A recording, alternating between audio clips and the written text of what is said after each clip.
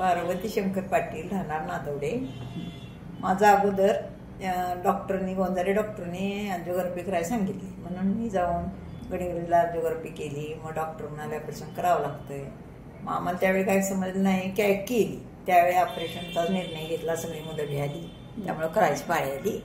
मग ते केल्यानंतर मला महिना 2 महिने झाले, मला आणि कशामुळे तरी जरा त्रास वाटायला लागला.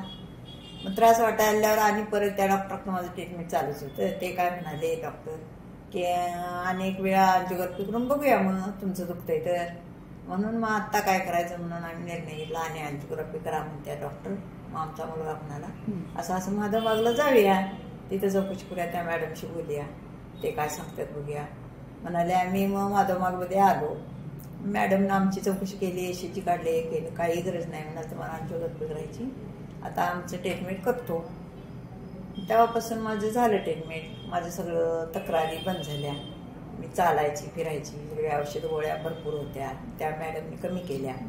मला त्रास माझा कमी कमी होत गेला आणि माझं सगळं पूर्ण तुमचं ते हे झालं नाही, ट्रीटमेंट झालं इथलं. आणि माझी आता तब्येत चांगली आहे, आता मला काय त्रास नाही.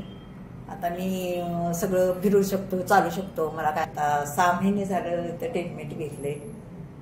माझं मसाज झालं 6 महिने, 8 दिवसानंतर, नंतर 15 दिवसानंतर, नंतर महिन्यानं माझं 12 सेक्शन झाली ती. आणि माझं त्यापासून सगळं त्रास कमी झाला.